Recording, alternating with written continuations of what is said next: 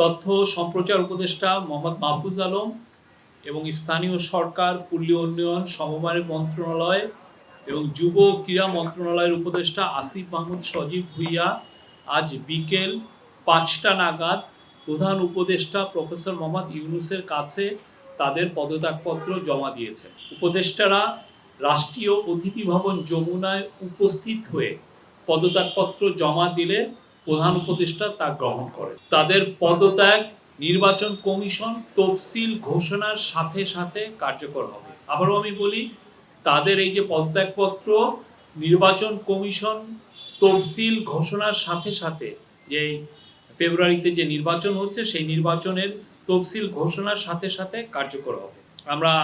আপনারা হয়তো জেনেছেন যে এটা কালকেই সম্ভবত তফসিল ঘোষণা হচ্ছে।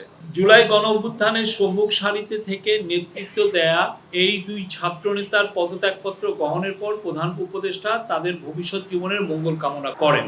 তিনি বলেন, কোর্ট, অভ্যুত্থানের নেতৃত্ব দিয়ে তোমরা যেভাবে জাতিকে ফ্যাসিবাদী শাসন থেকে মুক্তির পথে অবদান রেখেছ তা জাতি মনে রাখবে।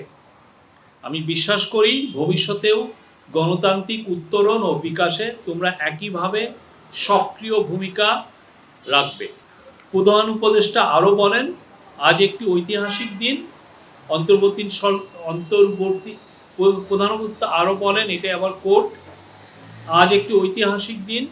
অন্তর্বর্তীকালীন সরকার সবসময় তোমাদের অবদান স্মরণ করবে। আমি তোমাদের সুন্দর ও শুভ ভবিষ্যৎ কামনা করি। এত অল্প সময়ে তোমরা জাতিকে যা দিয়েছ তা জাতি কখনো ভুলবে না। তিনি বলেন, এটি একটি রূপান্তর মাত্র।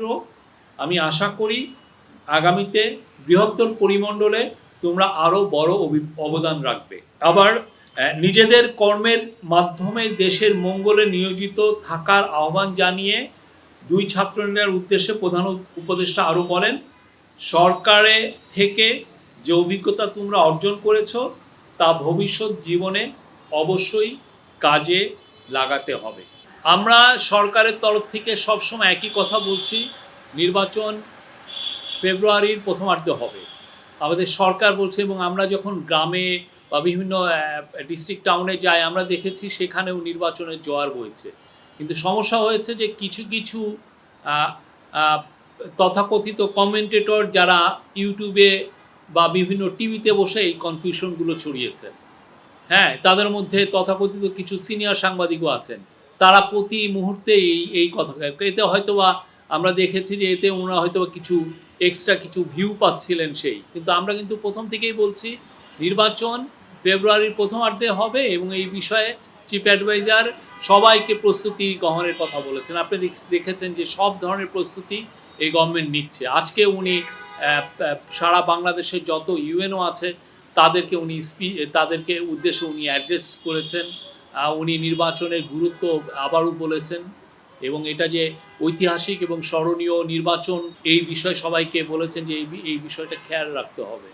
আমরা অলরেডি অনেক জায়গায় প্রচারণা দেখছি, মানুষের মধ্যে অনেক বেশি অ্যাওয়ারনেস, মানুষ জানতে পারছে আসলে হা না ভোটটা কি। এটা যে একটা প্যাকেজের মধ্যে আপনি যেটা প্যাকেজটাকে হা বলছেন আর যেটা আপনি যদি না এটাকে প্যাকেজটা যদি না নিচ্ছেন তাহলে না নিচ্ছেন। এটা আমরা আমি নিজে চায়ের টেবিলের আড্ডায় যে আমি গত শুক্রবার মাগুরায় গিয়েছিলাম দেখেছি এটা নিয়ে ডিসকাশন হতে।